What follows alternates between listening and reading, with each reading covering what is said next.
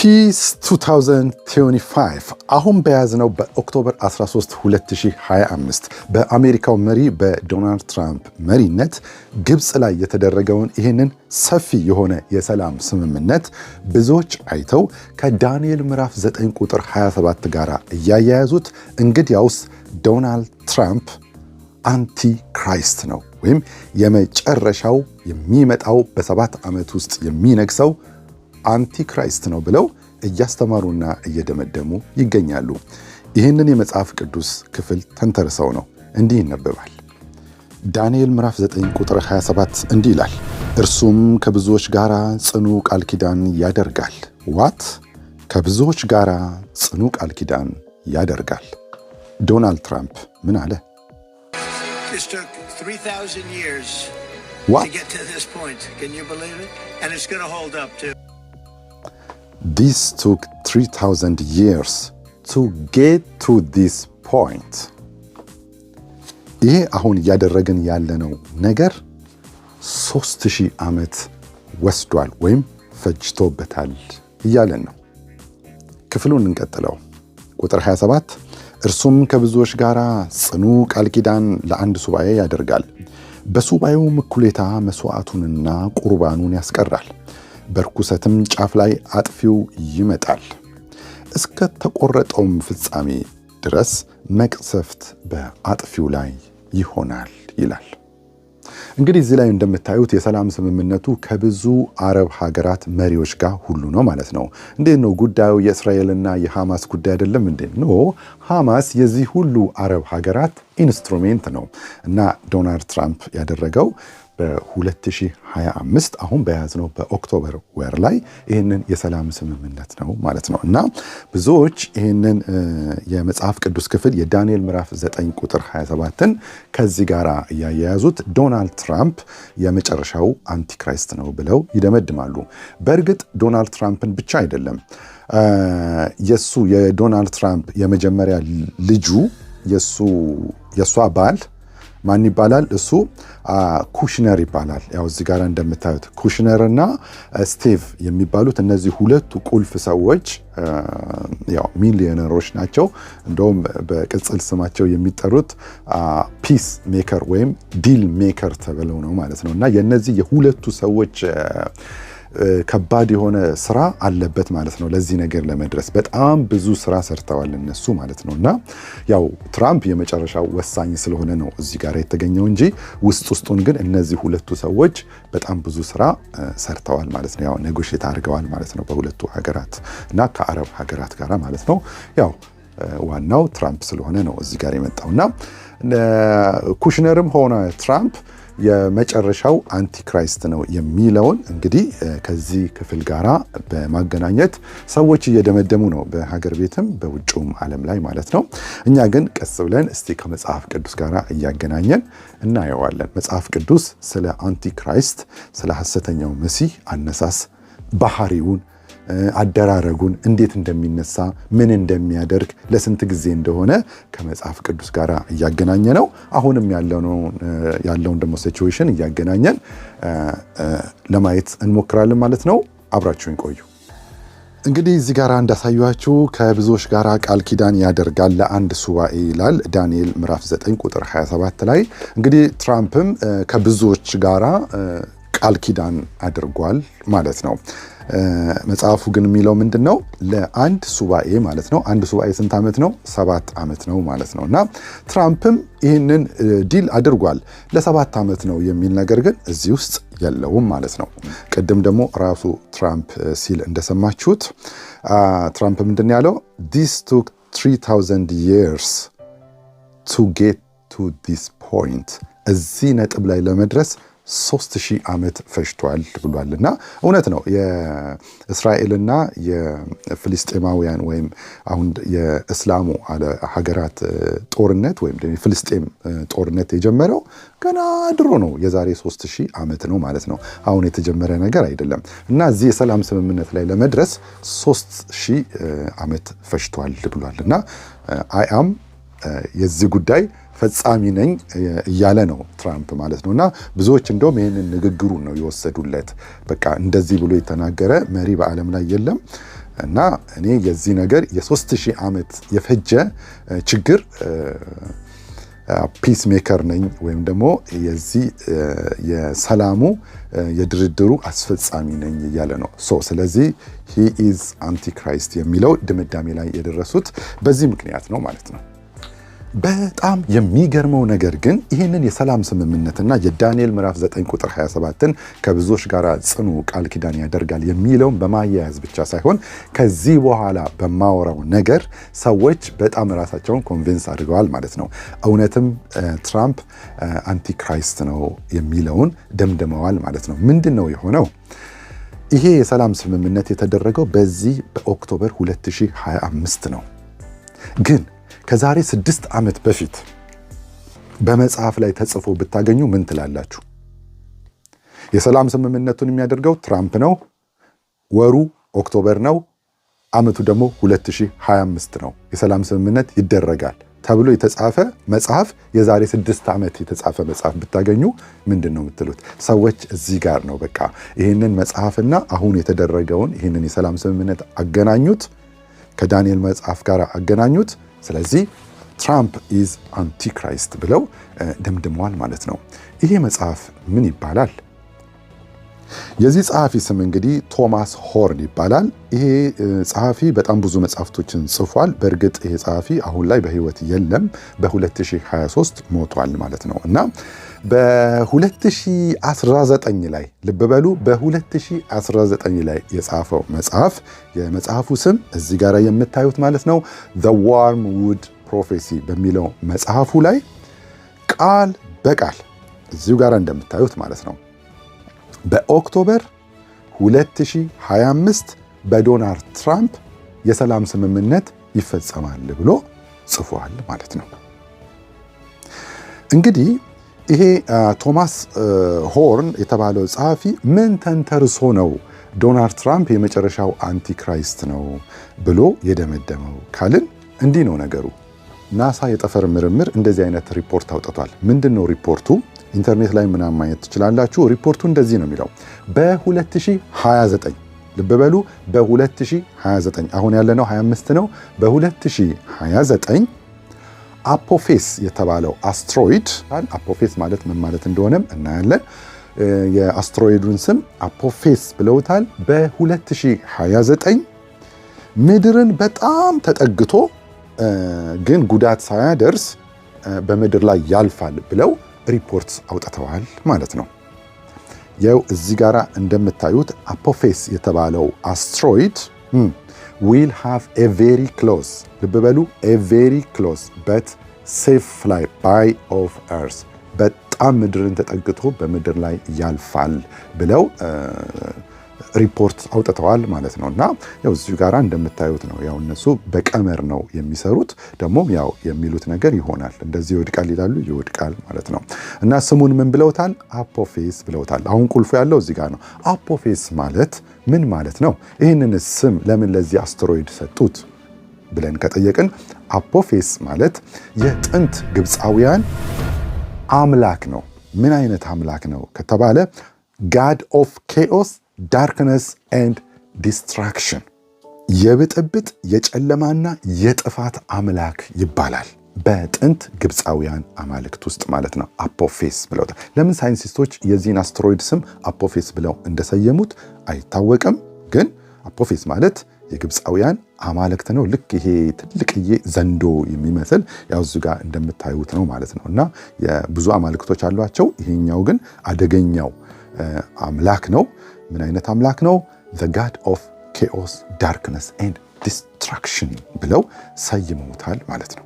እንግዲህ አሁን ወደ ጸሐፊው ልመልሳችሁና ቶማስ ሆርን በዚህ በዎርምውድ ኦፍ ፕሮፌሲ በተባለው መጽሐፉ ላይ ሳይንቲስቶች በ2029 ምድርን በጣም ተጠግቶ ያልፋል ያሉትን በጥፋት ስም የተሰየመውን ይህንን አስትሮይድ ከምን ጋር አገናኘው ካልን ከዮሐንስ ራእይ ምዕራፍ 8 ጋር አገናኝቶት ማለት ነው። ከዮሐንስ ራእይ ምዕራፍ 8 ቁጥር 10 ላይ እንደዚህ ይነበባል። ሶስተኛው መልአክ ነፋ፣ እንደ ችቦ የሚቃጠል ታላቅ ኮከብ ከሰማይ ወደቀ። እንደ ችቦ የሚቃጠል ታላቅ ኮከብ ማለት አስትሮይዶች ናቸው። ኦኬ ይሄ ታላቅ ኮከብ ከሰማይ የሚወድቁ እንደዚህ የሚወረወሩ ድንጋዮች አሉ አይደል? እነሱ ማለት ነው አስትሮይዶች ናቸውና ታላቅ ኮከብ ከሰማይ ወደቀ። በወንዞችና ከዛ ከወደቀ በኋላ ጥፋት ነው የመጣው። በወንዞችና በውሃ ምንጮች ሲሶ ላይ ወደቀ። በወንዞችና በውሃ ምንጮች ሲሶ ላይ በብዙዎቹ ላይ ወደቀ ማለት ነው። ሰው ግዙፍ ነው ማለት ነው። እና የኮከቡም ስም ሬቶ ይባላል። አማርኛው ሬቶ ይለዋል ማለት ነው። እንግሊዘኛው መጽሐፍ ላይ ግን እዚህ ጋራ ሬቶ የሚለውን ነው እንግዲህ ዎርሙድ የሚለው። ዎርሙድ ማለት ሬቶ ማለት ነው። ኦኬ ጸሐፊውም the wormwood prophecy ያለው የዚህ አስትሮይድ ሳይንቲስቶች ያወጡት አስትሮይድ በ2029 ምድርን ተጠግቶ ያልፋል የተባለው በጥፋት የተመሰለው አስትሮይድ በራእይ መጽሐፍ ላይ የተጻፈው ይሄ ኮከብ ከሆነ ብሎ ነው ይህንን መጽሐፍ የጻፈው ማለት ነው። እና በራእይ መጽሐፍ ላይ የተጻፈው ይሄ ኮከብ የሚያመለክተው ጥፋትን ነው። ይሄ ኮከብ ከወደቀ በኋላ የኮከቡም ስም ሬቶ ይባላል። የውሃውም ሲሶ መራራ ሆነ።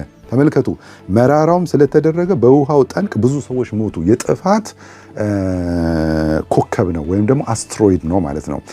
ሳይንቲስቶችም ደግሞ ሪፖርት ሲያወጡ በ2029 የሚያልፈው ይሄ አፖፌስ በጥፋት ስም የሰየሙት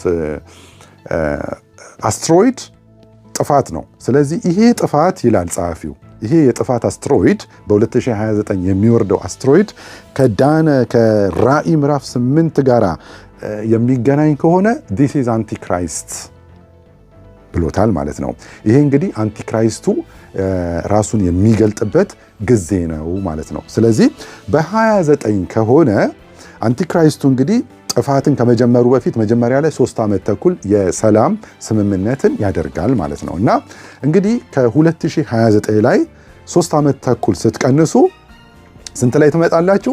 ኤግዛክትሊ 2025 ላይ ትመጣላችሁ። አሁን ያለንበት ዓመት ማለት ነው። ያው እንግዲህ ጸሐፊው the wormwood prophecy በተባለው ጽሑፉ ላይ እሱ ጋር እንደምታዩት ቃል በቃል ያለው ሳይንቲስቶች በ2029 በጥፋት ስም የተሰየመው አፖፌስ የተባለው አስትሮይድ ምድርን ያልፋታል፣ በጣም ተጠግቶ ያልፋታል የተባለው አስትሮይድ ራእይ 8 ላይ ከተጠቀሰው ጋራ ይሄ ዎርሙድ ወይም ደግሞ የኮከቡም ስም ሬቶ ይባላል የተባለው ከሆነ ነው የሚለው ጸሐፊው እዚህ ጋራ። እሱ ከሆነ if it is biblical wormwood ሬቶ የተባለው wormwood ራእይ 8 ላይ የተጠቀሰው እሱ ከሆነ ይላል it is approach would be around the middle of the tribulation።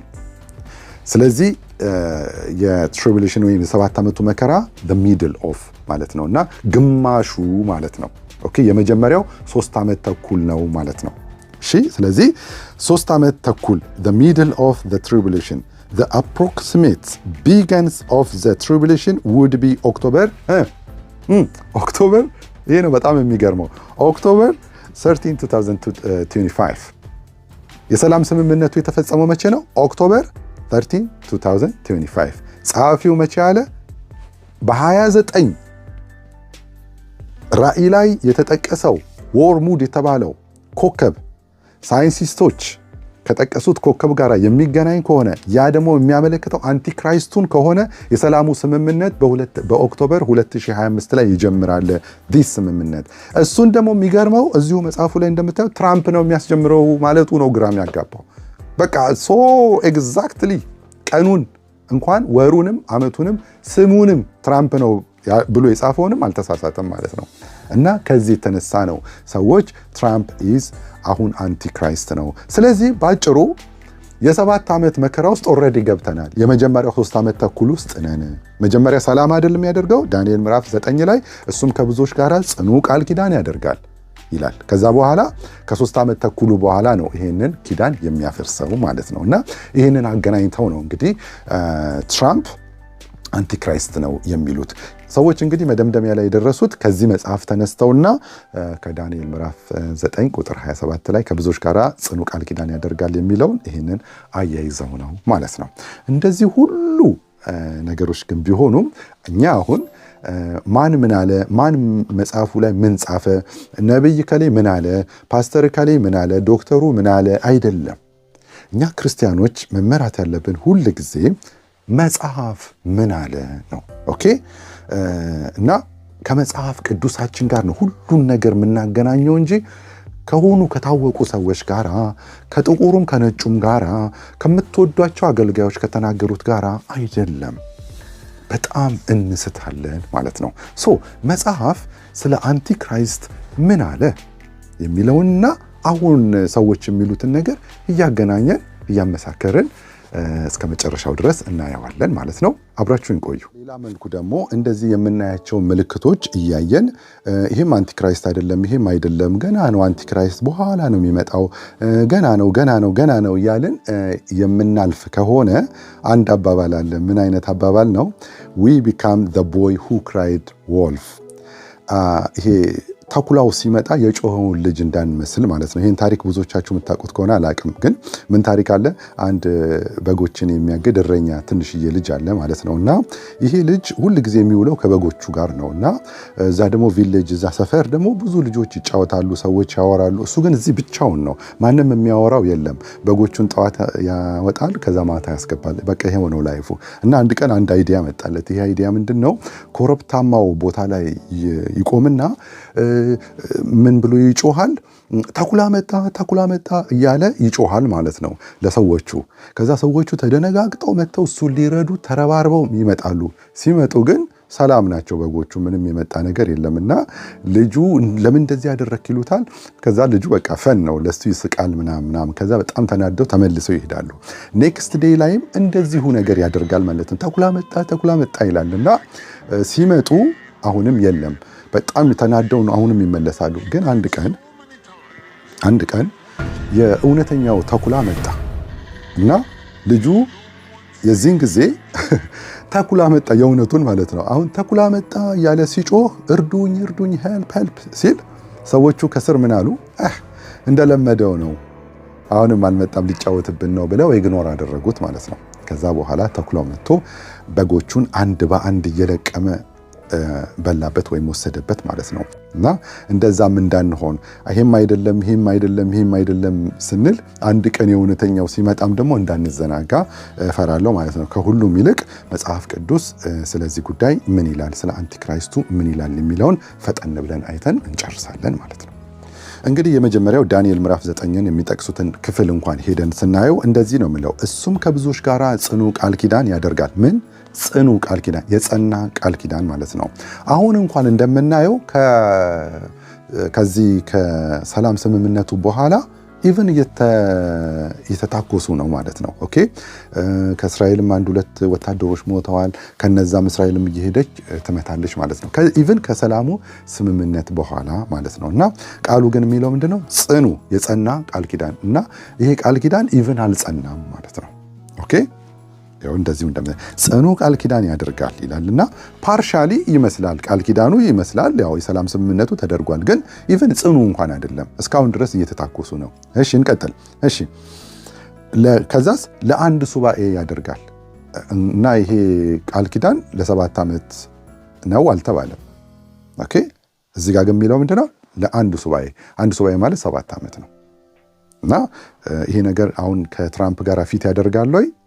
ፓርሻሊ ያደርጋል። ምንድነው እሱም ቃል ኪዳን ማድረጉ፣ ያ ግን ጽኑ ግን አይደለም። እንደገና ደግሞ ምንም አይነት ኮንፈርሜሽን የለንም ለ7 ዓመት የሰላም ስምምነት እንደሆነ ማለት ነው። ስለዚህ በእነዚህ በሁለቱ ነጥቦች እናወርደዋለን ማለት ነው። ማቻ አያደርግም። አሁንም እንቀጥላለን። ዳንኤል ምዕራፍ 7 ቁጥር 8 ላይ እንደዚህ ይላል፣ 10 ቀንዶችም ነበሯት። ቀንዶችንም ተመለከትኩ፣ እነሆ በመካከላቸው ሌላ ትንሽ ቀንድ ወጣ። በፊቱ ከቀደሙት ቀንዶች 3ቱ ተነቃቀሉ። 10 ነበሩ፣ 3ቱ ተነቃቀሉ። this is አንቲክራይስት። ትንሹ ቀንድ አንቲክራይስት ነው። ኦኬ ከዛስ እነሆም በዚያም ቀንድ እንደ ሰው አይኖች የነበሩት አይኖች፣ በትዕቢትም የሚናገር አፍ ነበሩት ይላልና ትራምፕ እንደዚህ አይነት ባህሪ የለውም ማለት ነው። ስለዚህ ስለ አንቲክራይስቱ መጽሐፍ ቅዱስ የሚናገረው ይህንን ነው። አሁን ግን ይሄ ነገር ማች አያደርግም ከትራምፕ ጋር። ወደ ሌላ ጥቅሶችም እንሂድ። እዛው ዳንኤል ምዕራፍ 7 ቁጥር 25 ላይ ደግሞ የአውሬውን ባህሪ አሁንም ይነግረናል። እንደዚህ ይላል፣ በልዑልም ላይ ቃልን ይናገራል። በልዑልም ላይ ቃልን ይናገራል፣ የልዑልንም ቅዱሳን ይሰባብራል። ዘመናትንና ሕግንም ይለውጥ ዘንድ ያስባል። እስከ ዘመንም እኩሌታ በእጁ ይሰጣሉ ይላልና ይህንን ባህሪውንና የትራምፕን ባህሪ ብትወስዱት ማች አያደርግም። ያውም ማች ያደርጋል? በፍጹም አያደርግም። እንዴት ነው? በልዑልም ላይ ቃልን ይናገራል። ትራምፕ በእግዚአብሔር ላይ ምንም የተናገረው የስድብ ቃል የለም ማለት ነው። ዚስ ብላስፌሚ። ይህንን ደግሞ ትራምፕ አላደረገም ማለት ነው። የልዑልንም ቅዱሳን ይሰባብራል። ትራምፕ የቱ ጋር ነው ቅዱሳንን የሰባበረው? ቅዱሳንን እያሳደደ ምንም ነገር ያደረገው ነገር የለም ማለት ነው። ኦኬ። ዘመናትንና ሕግን ይለውጥ ዘንድ ያስባል። እዚህ ጋራ ካለው ባህሪ ጋርና እዚህ ጋራ አንዳንድ ነገሮች ሲታዩ ከሚነገረው ነገር ጋር በፍጹም ማች አያደርግም ማለት ነው። ወደ ሌላ ክፍሎችም እንሄዳለን። አሁንም ስለ ሐሰተኛው መሲህ መጽሐፍ ቅዱስ እንደዚህ ነው የሚናገረው ማለት ነው። ሁለተኛ ተሰሎንቄ ምዕራፍ 2 ከቁጥር 3 ጀምሮ እንደዚህ ይላል። ማንም በማናቸው መንገድ አያስታችሁ፣ ክህደቱ አስቀድሞ ሳይመጣና የአመፅ ሰው እርሱም የጥፋት ልጅ ሳይገለጥ አይደርስምና እኔ እግዚአብሔር ነኝ ብሎ አዋጅ እየነገረ በእግዚአብሔር ቤተ መቅደስ እስኪቀመጥ ድረስ አምላክ ከተባለው ሁሉ ሰዎችም ከሚያመልኩት ሁሉ በላይ ራሱን ከፍ ከፍ የሚያደርገው ተቃዋሚ እርሱ ነው ይላል። አንደኛው ነጥብ ምንድን ነው? ዲክሌርድ ሂምሰልፍ ቱ ቢ ጋድ። እኔ እግዚአብሔር ነኝ ብሎ አዋጅ እየነገረ ትራምፕ ይህንን አድርጓል? በጭራሽ አላደረገም። እኔ እግዚአብሔር ነኝ ብሏል? አላደረገም። እና አንቲክራይስቱ ባህሪው ይሄ ነው። ሰው የሚያወራው ደግሞ ሌላ ነው ማለት ነው። መጽሐፉ የሚነግረንን ነው የምንሰማው። ሁለተኛውስ ባህሪ ምንድን ነው? ሲት ኢን ጋድስ ቴምፕል። መጀመሪያ እንኳን ለመቀመጥና መጀመሪያ ቴምፕል ውስጥ መቼ ተሰራ? መጽሐፉ ግን ምንድን ነው የሚለን? በእግዚአብሔር ቤተ መቅደስ ላይ የሚቀመጠው ይላል። ኦኬ። አዋጅ እየነገረ በእግዚአብሔር ቤተ መቅደስ እስኪቀመጥ ድረስ ገና ቤተ መቅደሱም አልተሰራም ማለት ነው። ስለዚህ ይሄ ነገር ከትራምፕ ጋር ፊት ያደርጋል? በጭራሽ አያደርግም። በሶስተኛስ መጽሐፉ ምንድነው የሚለው? showing himself that he is God። ኦኬ። ራሱን አምላክ ከተባለው ሁሉ በላይ ከእግዚአብሔር በላይ ማለት ነው። ኦኬ። አምላክ ከተባለው ሁሉ በላይ ሰዎች የሚያመልኩት እግዚአብሔር ሰዎችም ከሚያመልኩት ሁሉ በላይ ራሱን ከፍ ከፍ የሚያደርገው እነዚህ ሶስቱንም ነገሮች በትራምፕ ላይ አይታዩም ማለት ነው። ስለዚህ አንቲክራይስቱ በሚመጣበት ጊዜ እነዚህ ባህሪዎች ናቸው የሚታዩበት ማለት ነው። ሌላኛው ጥቅሳችን ደግሞ ራእይ ምዕራፍ 13 ከቁጥር 5 እስከ 8 ያለው ማለት ነው። አንቲክራይስቱ ምን ይመስላል የሚለውን ማለት ነው። እሺ 13 ከ5 ጀምሮ እንደዚህ ይላል። ታላቅንም ነገርና ስድብን የሚናገርበት አፍ ተሰጠው። ይሄ ከትራምፕ ጋር ፊት ያደርጋል? በጭራሽ አያደርግም። በ42 ወርም እንዲሰራ ስልጣን ተሰጠው። እሺ እግዚአብሔርንም ለመሳደብ ስሙንና ማደሪያውን በሰማይ የሚያድሩትን ሊሳደብ አፉን ከፈተ። በሰማይ የሚያድሩት መላእክቶችን ማለት ነው። እግዚአብሔር ስሙንም ማደሪያውንም ሊሳደብ አፉን ከፈተ። እሺ ሌላስ? ቅዱሳንንም ይዋጋ ዘንድ ድል የሚያደርጋቸው ዘንድ ተሰጠው። ሌላስ? በነገድና በወገን በቋንቋም በሕዝብ ሁሉ ላይ ስልጣን ተሰጠው ማለት ነው። እና በጭራሽ በወገን በቋንቋ በሕዝብ ሁሉ ላይ በዓለም ትራምፕ የአሜሪካ መሪ ነው እንጂ የዓለም መሪ አይደለም። እና በዚህ ሁሉ ላይ የተሰጠው ስልጣን ምንም የለም። እግዚአብሔርና ማደሪያውን በሰማይ የሚያድሩትንም ሲሳደብ አላየንም። ቅዱሳንንም ደግሞ ሊያሳድድ እና ድልም ሊያደርጋቸው ሊዋጋ ድል የሚያደርጋቸው ዘንድ ተሰጠው ይላል። ቅዱሳንንም ሲዋጋ አላየንም ማለት ነው። የመጨረሻው ጥቅሳችን ደግሞ እዛው ምዕራፍ 13 ላይ አንቲክራይስቱ ምን ይመስላል፣ ምንስ ያደርጋል የሚለውን እዛው 13 ከ16 ጀምሮ ደግሞ እንደዚህ ይላል። ታናናሾችና ታላላቆች፣ ባለጠጎችና ድሆች፣ ጌቶችና ባሪያዎች ሁሉ በቀኝ እጃቸው ወይም በግንባራቸው ምልክትን እንዲቀበሉ የአውሬውንም ስም ወይም የስሙ ቁጥር ያለውን ምልክት የሌለበት ማንም ሊገዛ ወይም ሊሸጥ እንዳይችል ያደርጋል። አሁን ይሄ ኦልሬዲ የ7 ዓመት መከራ ውስጥ ከሆንን ኦልሬዲ እያንዳንዱ ሰው ምልክቱን መቀበል አለበት ማለት ነው። ያለ ምልክቱ ምንም መግዛትና መሸጥ አንችልም ማለት ነው። ኦኬ። ስለዚህ አሁን ይሄ ነገር ጨርሶ ነው የለም ማለት ነው። ስለዚህ ብዙ ሰዎች እያሉ ያሉት ኦልሬዲ አሁን የ7 ዓመት መከራ ውስጥ ነን። የመጀመሪያው የሰላም ስምምነቱ ላይ ከብዙዎች ጋር ጽኑ ቃል ኪዳን ያደርጋል የሚለው ይሄው ቃል ኪዳን አድርጓል። ስለዚህ የመጀመሪያው 3 ዓመት ተኩል ውስጥ ነን። ከዚህ በኋላ ኤኒታይም ቤተክርስቲያን አሁን በዚህ በ3 ዓመት ተኩል ውስጥ ትነጠቃለች፣ መቅደሱን በዚህ በ3 ዓመት ውስጥ ይሰራል ምናምን ነው የሚሉት ማለት ነው። ጨርሶኑ ግን ክፍሉ እንደዚህ አይደለም። እና መቅደሱም አልተሰራም፣ ምልክቱም ገና ሰዎች እየተቀበልን አይደለም። ይህ ምልክት ያልያዘ አይሸጥም አይነግድም የተባለ ነገር የለም ማለት ነው። የአውሬውን ስም ወይም ስሙን ቁጥር ያለበት ምልክት የሌለበት ማንም ሊገዛ ወይም ሊሸጥ እንዳይችል ያደርጋል። ጥበብ በዚህ ያለ አእምሮ ያለው የአውሬው ቁጥር ይቁጠረው፣ ቁጥሩ የሰው ቁጥር ነውና ቁጥሩም 666 ነው ይላልና ይሄ የፒስ አግሪመንት ነው እንጂ ምንም አይነት ኮድ ወይም ደግሞ እዚህ ጋራ ሳይን በሰዎች ላይ የሚሰጥ ምንም አይነት ነገር እስካሁን ድረስ የለም ማለት ነው። ሰዎች ባገኙት መገበያያ እስካሁን ድረስ እየተገበያዩ ነው። ዓለም ሁሉ ይሄኛው ትክክለኛው አንቲክራይስት ሲመጣ ዓለም ሁሉ የሚገበያየው በአንድ ሲስተም ብቻ ነው ማለት ነው። ሲጀመር ይሄ ካሽለስ ነው የሚሆነው። ይሄ ካሽ የሚባል ነገር አሁን በቅርቡ ያጠፉታል። ካሽለስ ነው የሚሆነው ሁሉ ነገር ማለት ነው። ከዛ በኋላ አንድ ኮድ ነው የሚኖረው ማለት ነው። ስለዚህ ያ የአውሬው ምልክት ያሌለው ማንም መሸጥም ሆነ መግዛት አይችልም ማለት ነው። ለምሳሌ አሁን እንኳን ብር ይዘን ካልሄደን ምንም ነገር መግዛት አንችልም። የሆነ ነገር ደግሞ ያለ ብሩ አንሸጥም። ልክ እንደዛው ማለት ነው። ነገርየው ይቀየራል እንጂ ዋን ወርልድ የሆነ አንድ ሲስተም ውስጥ እንገባለን እንጂ ጀስት ይሄው ነው የሚሆነው ማለት ነው። አሁንም ብር ካልያዝን እንደማንገዛው ያንን ምልክት ካልያዝን የዛን ጊዜም አንሸጥምም አንገዛምም ማለት ነው። ያ ማለት አንቀጠርም፣ ስራ ደሞዝ አይሰጠንም። በምንድነው ደሞዝ የሚገባልን? ያ በዛ ሲስተም ውስጥ ነው የሚገባልን። ቤት ኪራይ አንከራይም፣ ምግብ አንገዛም፣ ምግብም ቢዝነስም አንሰራም፣ ምንም ነገር አናደርግም ማለት ነው።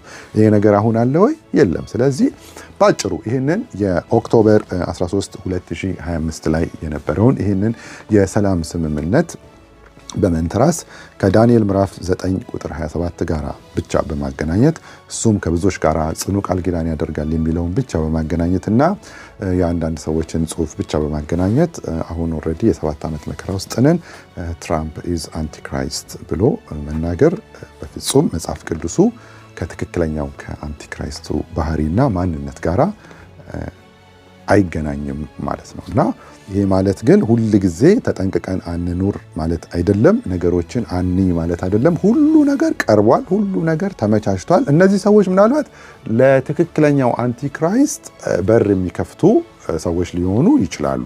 ኦኬ ጀስት መንገድ ጠራጊዎች ሊሆኑ ይችላሉ። አሁን ያለው ሲስተም መንገድ ጠራጊ ነው።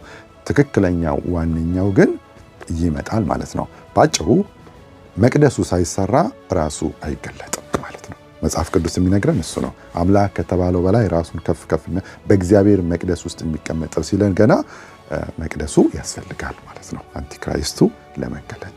ስለዚህ መቅደሱ ከተሰራ በኋላ ሁላችንም እናያለን። እንግዲህ እስከዛ በፊት ቤተክርስቲያን ካልተነጠቀች ይህንን ይመስላል።